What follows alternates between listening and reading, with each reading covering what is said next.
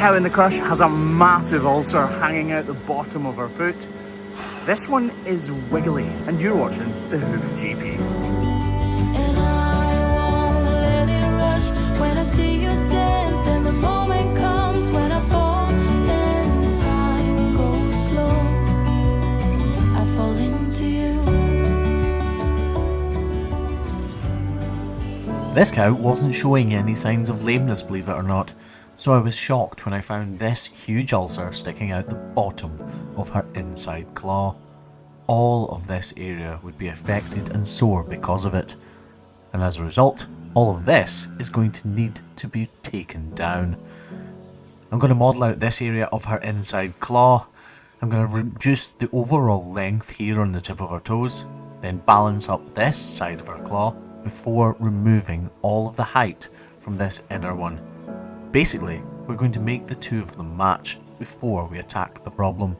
Right, with that said, it's time to get the grinder out and start reducing the size of these claws.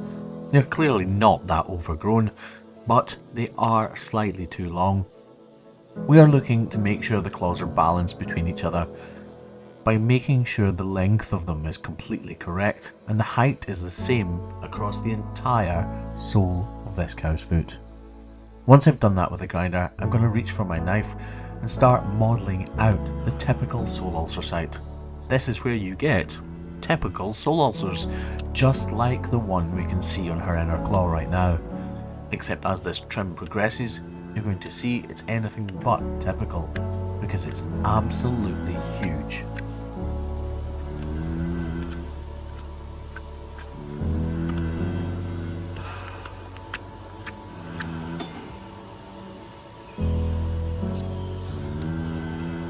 As I work in close proximity to this huge pedunculated ulcer, I'm holding my breath, praying that I don't make a mistake.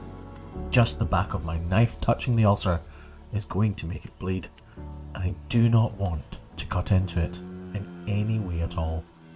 But I do need to prise away the sharp pieces of hoof horn from around about it, otherwise every time she steps, those small sharp shards of hoof horn will stick into the side of that exposed tissue and hurt the cow above it.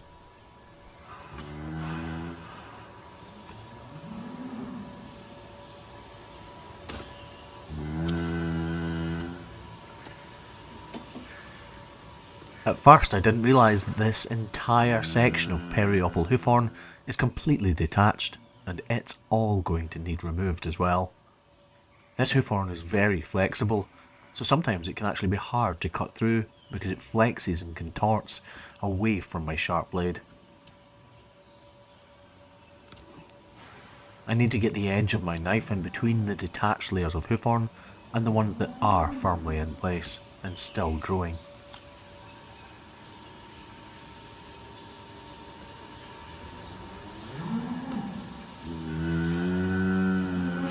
This axial wall area of hoof horn is particularly hard to treat. It's really hard to get your knife up in between the two claws without touching the ulcer. You can see her flinching and you can hear her protest in the background. What I'm doing should make her more comfortable, but right now her entire foot is inflamed, so me just touching it is not making her happy.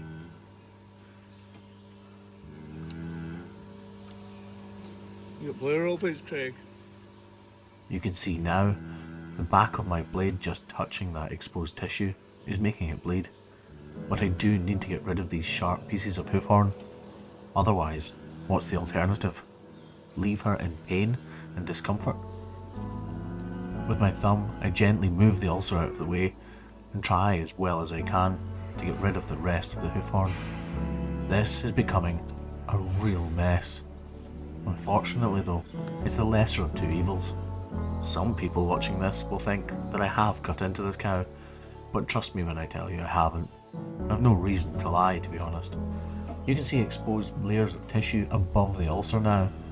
She has dermatitis attacking the very core of her foot. That's why it's granulated. Just look at the extent of this ulcer. It's probably about an inch in length. Now that is incredible. A huge ulcer. And yes, there was lots of red stuff from us touching it with the back of the knife. It's got a really good chance of healing. The absolute key to this cow getting over this incredible problem and becoming healthy once again is getting that ulcer to granulate, to form new tissue in its place and to grow hoof horn so that her foot can once again become fully encapsulated. Right now, the corium of her foot, the part that actually grows the hoof horn, is hanging out of the sole of her foot, and we need to remedy that. The iodine and salicylic acid in that wrap should help to do that. Isn't that incredible how well she's walking?